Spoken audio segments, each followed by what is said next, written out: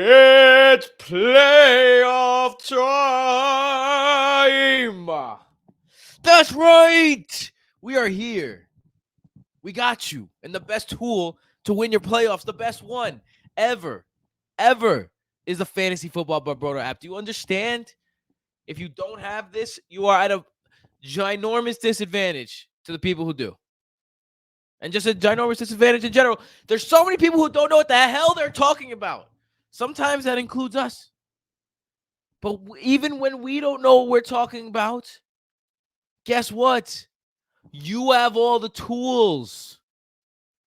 You have the tools. All the tools you need in the app for free. What are you waiting for? Come on, people. It's free. And it's free because of patreon.com/BrotoFantasy. We love those people. Let's get this show started. It's playoff time. Hello, everybody, and welcome back to the Broto Fantasy Football Podcast presented by BrotoFantasy.com and the Fantasy Football by Broto app, the only tool you need to dominate fantasy football. Fantasy playoffs is a whole different type of thing. It's a whole different type of mentality. And today we got the Olo himself, the mega mind of fantasy football. Michael, how come you're not on the screen yet? There you are. There I am. What's good, Mike? What up, Tim? Shake the mic a little bit more, huh? In your beginning rant. It's like you're at a concert or something. Was it? My bad. I heard a little bumping. Was it? Like Was it a little bumping? bass. I got hyped in the beginning. Sound like there was fantasy a bass in the room. fantasy playoffs are a next level type of feeling. You're Yeah, living and dying. If you didn't know what Tim meant, if you ever watched the movie Megamind, instead of hello, he says Olo. And that's my team name in the home league. And my picture for all my Yahoo profiles is Megamind. Watch Megamind. It's a great movie. Guys, I'm sad. I'm not gonna lie, I'm sad.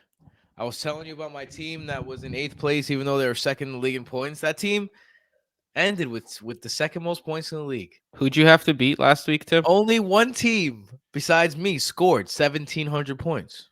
Only one besides me. That was the first place team. Guess what place I finished in? What do you mean? There's a different first place team. 10th.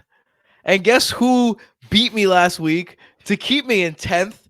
This mother bleep who had to buy now, whose draft was trash, and his team started 0-2, and then he dug his way out. Kudos, Michael, man. I gotta say, you know, I give you a hard time because you're my brother and we're rivals in fantasy, but goddamn, that was impressive, bro. Thanks, Tim. I had a very fortunate week 15. I needed a lot of things to happen. To get a bye, I needed to beat Tim. I was up by 4 with DeAndre Hopkins and Devon a chain. Tim had Tua, Derrick Henry, and Romeo Doubs. So it was a uphill battle for me. I also needed the team in second place to lose, but that was more than likely going to happen, which did end up happening. But I didn't even think I had a chance at the 1 seed. I needed Johnny, our brother, to lose because with Raheem Mostert needing to score 23 points, and then Raheem Mostert scored 2 touchdowns in a 2-minute span in the late fourth quarter, and he ended up losing. So it was the last few minutes of the Monday night game, I was ecstatic. DeAndre Hopkins came up huge. Oh my God. Raheem Mostert scoring touchdowns, and I ended up the only 9-5 team. Our playoffs are 9-5. Me is the 1 seed. Rest 1 through 6. 2 through 6 are all 8-6. It's awesome, but also crazy. I finished in 10th place. I'm 6-8. Wild. With the second most fucking. Yeah, the 1 seed. I love it. Yeah, congratulations, you fucker. And that last one where DeAndre Hopkins had the touchdown, that's a situation where I have Derrick Henry. They recover a fumble at the 2. I'm like, ooh, baby, here comes a Derrick Henry touchdown, and fucking DeAndre Hopkins seals it the other way. Yeah. I needed someone to lose. They already had one, so it wasn't that bad. Like I wasn't even watching the Monday night game, to be honest. I was watching Jingle All the Way with my wife. I was like, once the Miami Dolphins scored that touchdown, Nick had it in the bag. because Yeah. unless Jalen Waddle scored 30, which obviously he did not. So I was like, all right, I'm done. I'm gonna fucking watch this Christmas movie with my wife and try and not I mean, Jingle All the Way is great. put that cookie down. That's It's a classic, that one. turbo time. Amazing. Do you know what sucks though? I watched the whole movie. You know me, I fall asleep during movies.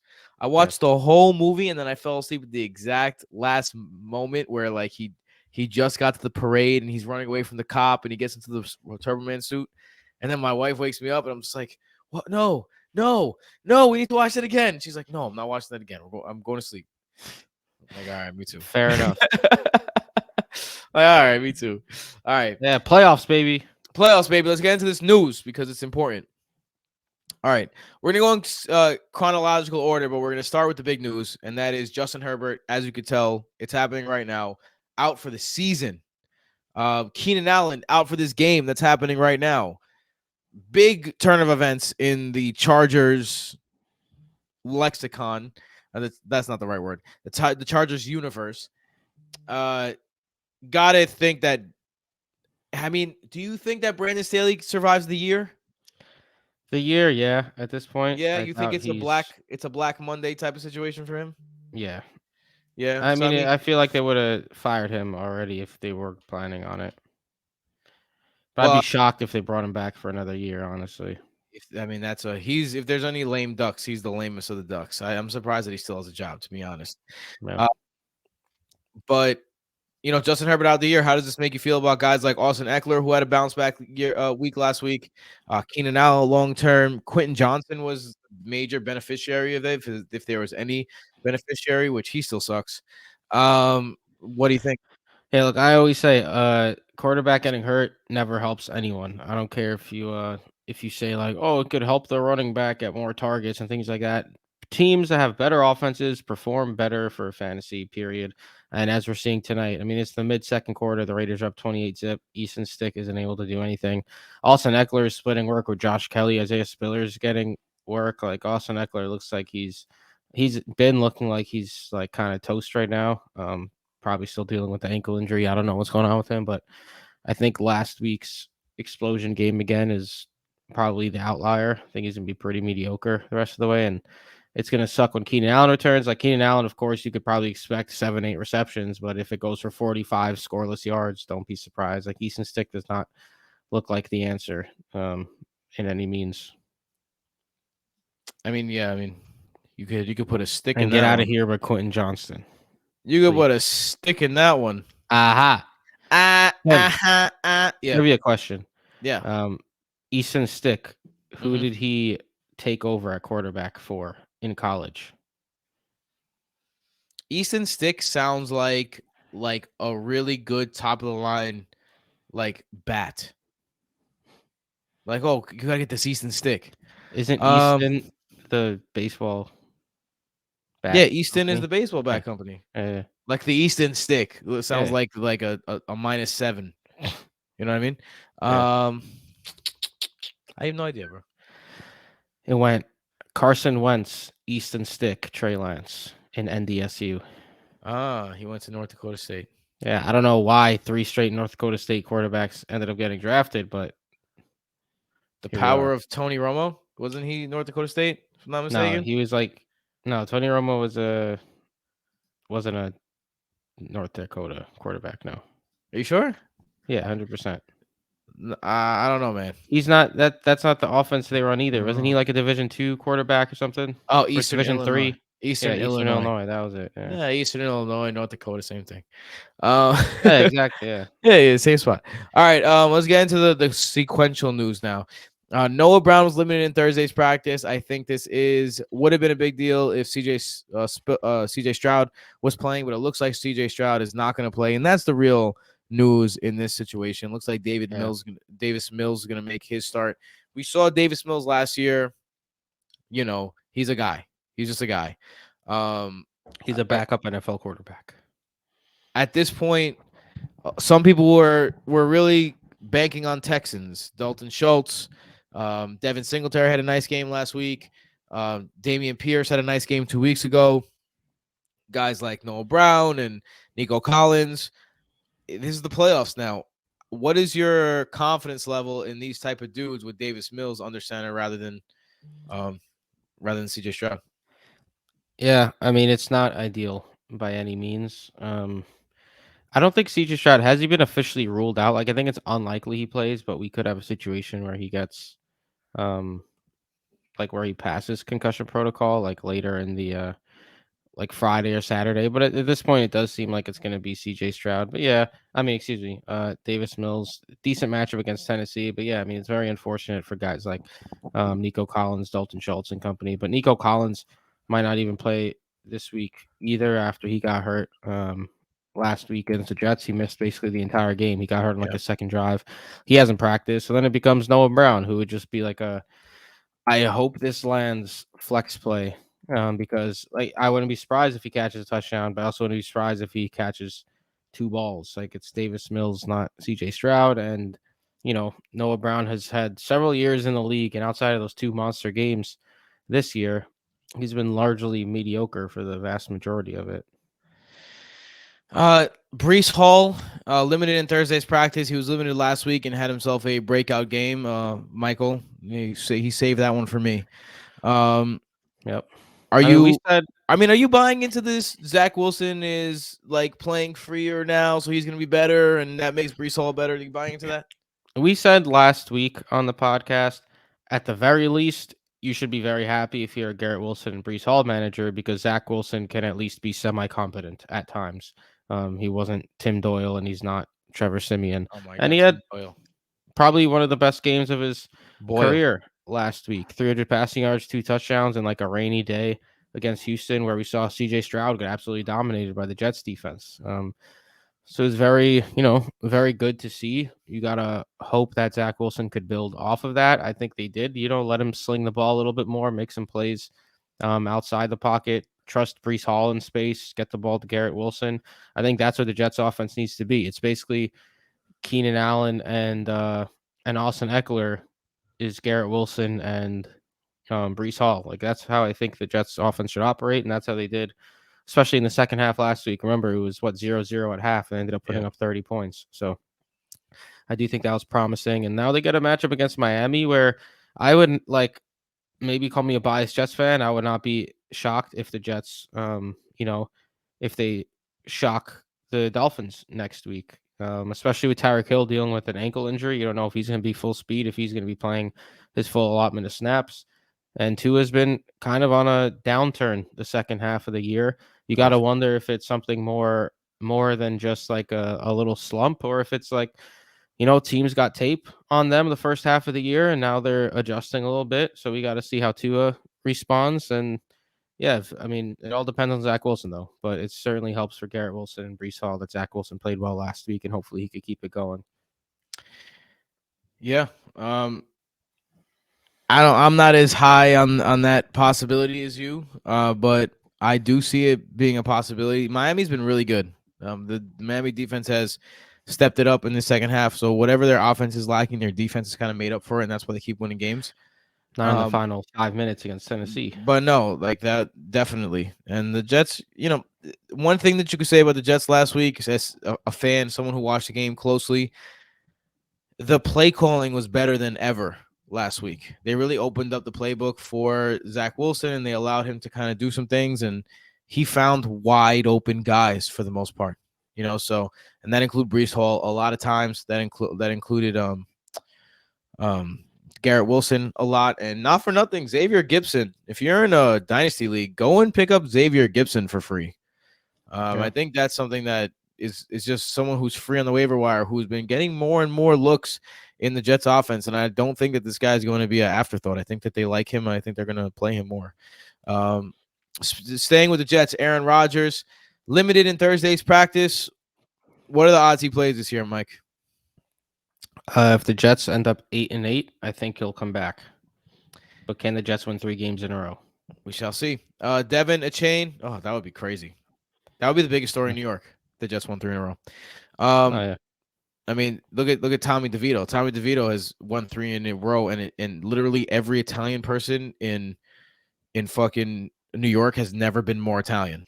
Dude, I gotta say something because Zach Wilson and Tommy DeVito won AFC and NFC Player of the Month. Who would have Bro, thought? Zach Wilson, 300 yards, 2 touchdowns. Bro, Tommy DeVito, like, it's kind of an embarrassment to the NFL naming him NFC Player of the Month, if we're Weak, being honest. weak, weak, Like, he weak. had a NFL Player of the Week. He had Mm. a bad game, and then, yeah, he led a game-winning drive. Largely, a comeback was largely not even a comeback. Their lead was largely in part to Saquon and the defense. Like, it was just like the fact that he was named player of the month is just like the NFL, like, oh, let's try to get more fans. Word. He had 150 yards and a Like, let's touchdown. be real. Yeah, dude, he didn't play well. He's the last 3 games, he's been the most mediocre quarterback in the league. He's just not turning the ball over, and the Giants are Yeah. playing good defense. People are talking about him just starting next year over Daniel Jones. Relax, relax. Let's go to Devin. A chain, a cane, a chain, a cane. A chain. Uh, he did not practice on Thursday. Oh boy. Yeah, not a deal. His availability is unknown. You know why this sucks, man? Because not only are you counting on him if you have him, but you're also in a situation where he has left the game early before and he's fucked you. So you don't want that to happen again. How are you approaching Devin Chain? Yeah, it's very frustrating if you have Dev on a chain. I don't know. My hope as someone who has Dev on a chain on a team with a bye is, they let him sit and get healthy for week 16. I No, but wonder why, honestly though, Michael. like he made a catch at the end of the game with like 20 seconds left and kind of hobbled back to the huddle, and it largely went unnoticed. Um, Nobody mentioned it really, and then the practice reports came out that he's dealing with a toe injury. Not They don't know the extent. If it's like turf toe, he could be out a couple weeks or so, like which would suck. Maybe it's just like a tiny sprain that he could play through, but we don't know. We have to see. But it's very frustrating. He was also like 5 inches away from a 70-yard touchdown in that game Yeah. if Tua didn't overthrow him slightly. Tua missed him on a few throws. Yeah, That he could have been did. big plays. Tua missed a lot of throws. Tua was extremely disappointing in a very good matchup last Tua week. Tua's only good throws were where he hit Tyreek Hill, who created 15 yards of space himself. If we're being honest, he needs Tua to play has better. Tua's play has gotten worse as the year has progressed. I don't Yeah, think he there's needs to play anything. better if Yeah. Miami wants to actually make a run. And speaking of Tyreek Hill, if you saw his press conference, he was just like, "Yeah, I went to my wife and she's like, you better get out there." And I just told myself it's gonna hurt, but you got to play through it. Probably not a good idea, man. Like that's like what is this? This is not like you're not fighting for Napoleon. You know what I mean? Like relax. You're playing the Jets. You're up by. I mean, you're playing The Titans. a team and you're up by 20. You know what I mean? Like relax. I mean, they ended up losing, but yeah, I mean, I don't know how the Dolphins coaching staff even let him come back in. He was in and out of the game, hobbling. Like, clearly the guy injured his ankle. Like, do you want him for the playoffs? Like, what are I you doing? I don't understand. I don't understand. Like Yeah, I don't in those understand it either. situations, you got to. But now he's did not practice Thursday, so I mean, obviously it's not going to happen. And this practice was just a walkthrough, just to have it clear. He's probably going to play, but a I mean, guy if who's there's anyone who doesn't need to practice at all, to just go out there and play on Sunday, it's Tyreek Hill. Like, he says he doesn't watch film. He says he plays Madden, yeah, and he says looks at Madden. their rankings and He shit, looks at right? their rankings and looks at the defense they play in their playbook. It's kind of fucking crazy. Like, imagine how good you have to be to like scout via Madden and still succeed. It's crazy. A couple of Saints. Raheem Shaheed limited in Thursday's practice. Taysom Hill limited in Thursday's practice. It's good news for the Saints if these guys come back. Like these guys are major weapons in this offense. I really, really, really hate that Taysom Hill wasn't able to play against the Carolina Panthers team who just bleeds points to running tight ends. Like it was really a man. It would hurt my soul that he didn't play last week. But he's playing the Giants this week. They're playing the Giants this week. How you feeling about these two guys? Are you comfortable putting them back in your lineup?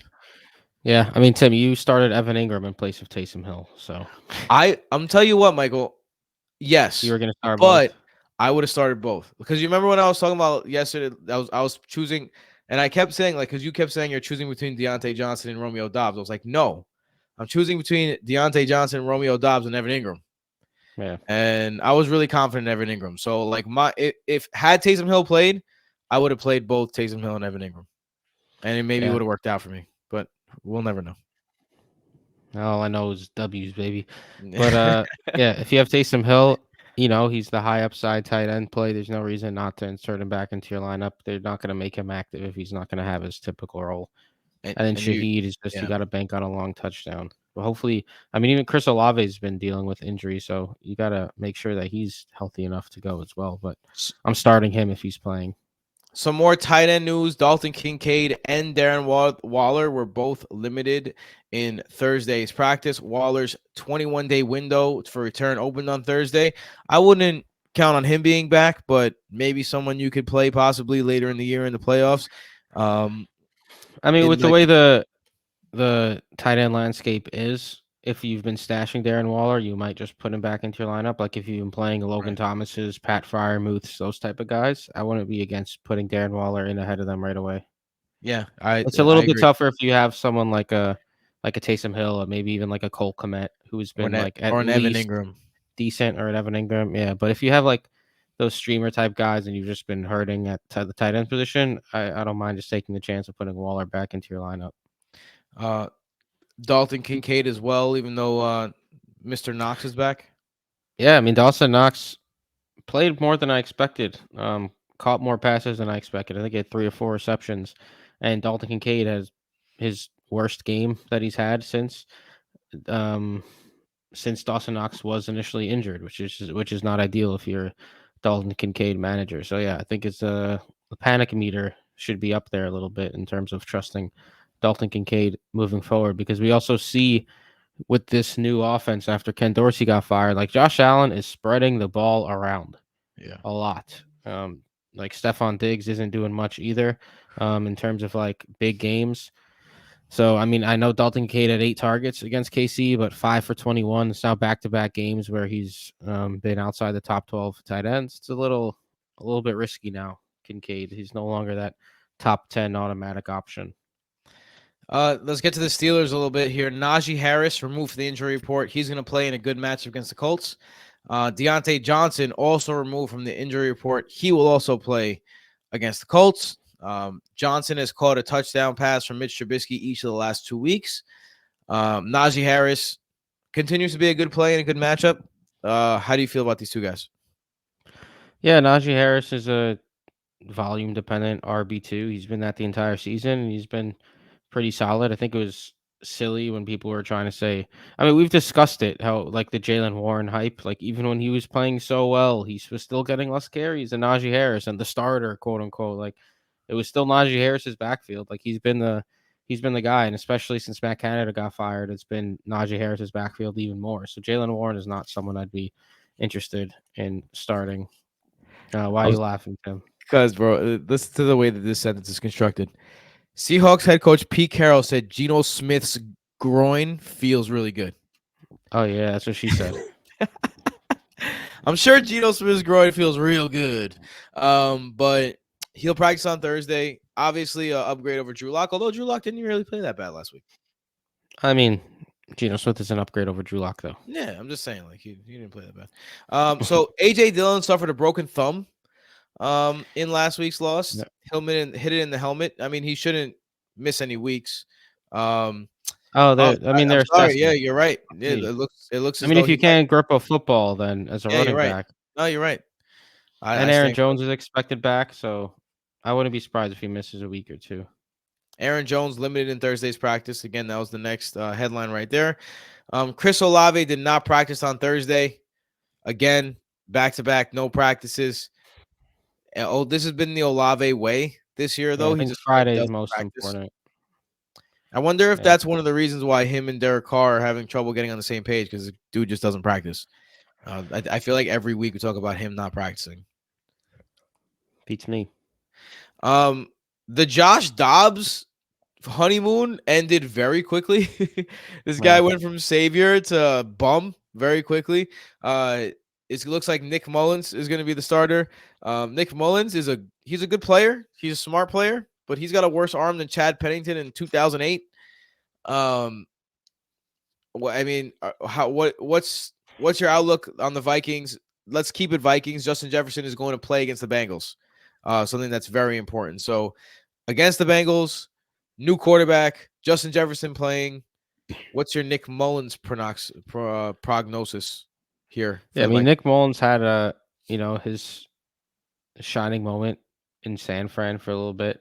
Um, this isn't San Fran, but I mean similar, Kevin O'Connell and everything, and he has Justin Jefferson, Jordan Addison. So we'll see how it goes. Honestly, it can't be worse than Josh Dobbs. I know Josh Dobbs had those exciting games, his first couple of games as a Viking, but man, these last couple of weeks have just been really, really ugly. Trey Tucker with his second touchdown. The Raiders are up 42-0 with 30 seconds Whoa. left in the half. Holy shit. In the Aiden, half. yeah, Whoa. Aiden O'Connell has 4 passing touchdowns. This is wild. Yo, Brandon Staley's getting fired He has to right tonight. after this game. Honestly, Tonight. it's embarrassing. Embarrassing. Yo, Michael, I have a tough question for you. Keeping with the Vikings theme. Alexander Madison ruled out in week 15. So it looks like Ty Chandler. You would expect Ty Chandler, right? Yes. You got Kene Nguanu. He's more of a special teamer at the moment.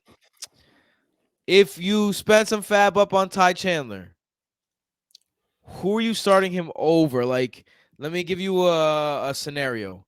Are you starting Ty Chandler or are you starting Deontay Foreman, who looked like the lead back in that backfield last week?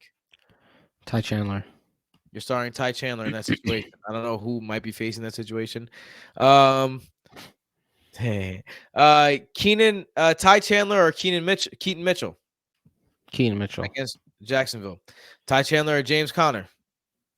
James Conner. Ty Chandler or CEH. Or Ty Chandler. Jerick McKinnon. Ty Chandler. So I got Ty Chandler right now, RB28. It seems like you have him in that exact same range.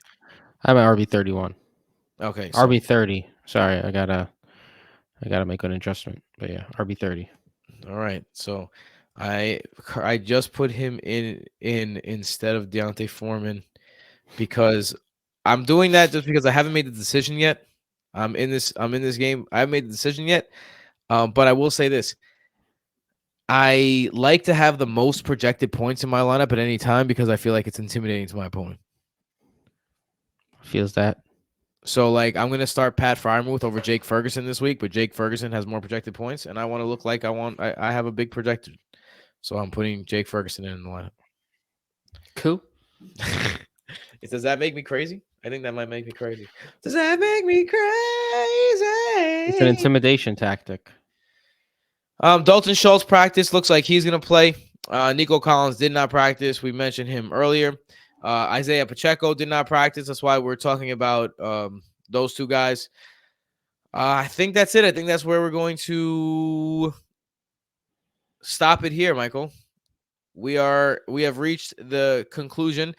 Come to us on patreon.com/Broto Fantasy for the rest of the episode, including our ranking review, our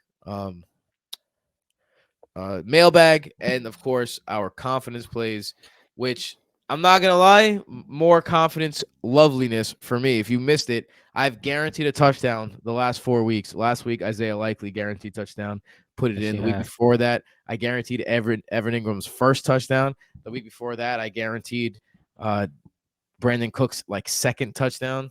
The week before that, I did some crazy shit. I'm gonna guarantee another touchdown today. So come see who I guarantee. Oh. And start that person. Michael, what'd you eat tonight? Leftovers. What was left over?